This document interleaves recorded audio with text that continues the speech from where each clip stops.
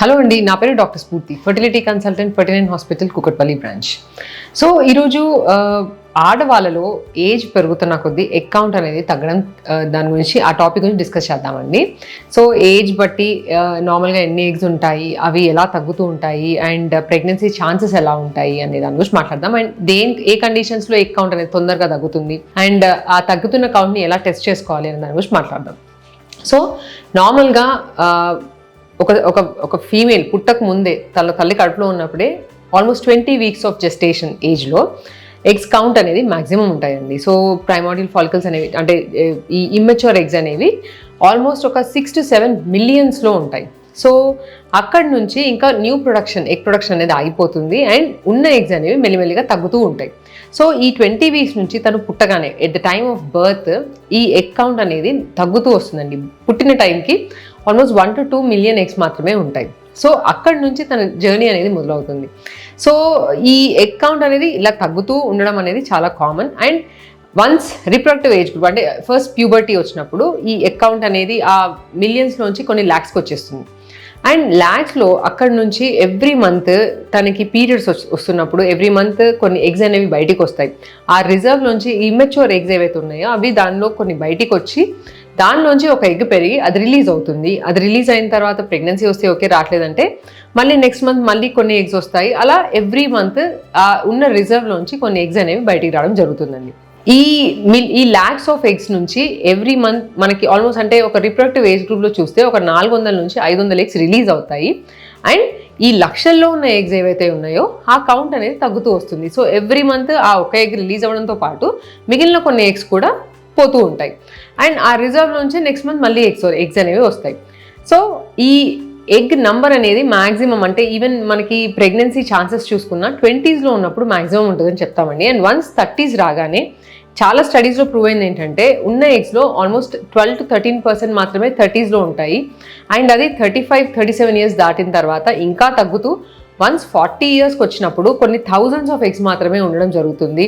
And అలా తగ్గుతూ ఫైనల్గా మెనోపాజ్ అనేది 50sలో మెనోపాజ్ అనేది రీచ్ అవుతారు.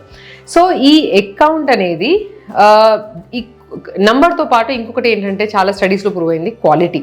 వయస్సు పెరుగుతున్నప్పుడు ఎగ్ క్వాలిటీ అనేది కూడా తగ్గుతూ వస్తుందండి. సో దీనికి కారణాలు ఏంటంటే ఆ డిఎన్ఏ ఏదైతే ఇప్పుడు ఎంబ్రియో ఫామ్ అవ్వడానికి కావాల్సిన ఆ సెగ్రిగేషన్ అవన్నీ అంటాం. సో అవి అబ్నార్మల్గా అయ్యే ఛాన్సెస్ ఉంటాయి. అండ్ ఎన్యూప్లాయిడ్ ఎంబ్రియోస్ అంటే అబ్నార్మల్ బేబీస్ వచ్చే ఛాన్సెస్ ఈ 37 ఇయర్స్ తర్వాత ఇంకా ఎక్కువగా ఉంటుంది. సో యంగ్ ఏజ్లో కూడా చాలా మందికి తక్కువ ఎగ్ కౌంట్ అనేది ఈ మధ్యకాలంలో చూస్తున్నామండి. అంటే 20sలో కూడా వాళ్ళకి ఎగ్ కౌంట్ చూస్తే 0, 1, 2 అలా మరీ తక్కువగా ఉండడం. ఎందుకు అని చూస్తుంటే ఇవేమైనా జెనెటిక్ ఇష్యూస్ ఉన్నా ఇలా అవుతాయండి. సో ఫ్యామిలీ హిస్టరీ ఉంటుంది కొంచెం మందిలో, అంటే వాళ్ళ మదర్కి కూడా పీరియడ్స్ అనేవి తొందరగా అయిపోవడము, లేదంటే వాళ్ళకి ఇర్రెగ్యులర్ సైకిల్స్ రావడము, పీరియడ్స్ అసలు సరిగా రాకపోవడం, ఇలాంటి ఇష్యూస్ కొంచెం మందిలో చూస్తుంటాము. అండ్ ఆల్సో కొన్ని మెటబాలిక్ డిజార్డర్స్ ఉంటాయి. అండ్ ఇంకొక condition endometriosis. So ovarian endometriosis అనే కండిషన్లో కూడా ఎగ్ కౌంట్ అనేది చాలా తక్కువగా ఉంటుంది. ఏదైనా సర్జరీస్ అయినా ఓవరీలో, లేదంటే వాళ్ళకి ఏదైనా కీమోథెరపీ రేడియేషన్ థెరపీ అట్లా ఏమైనా అయినా కూడా ఈ ఎగ్ కౌంట్ అనేది యంగ్ ఏజ్లోనే తగ్గడం చూస్తుంటాం.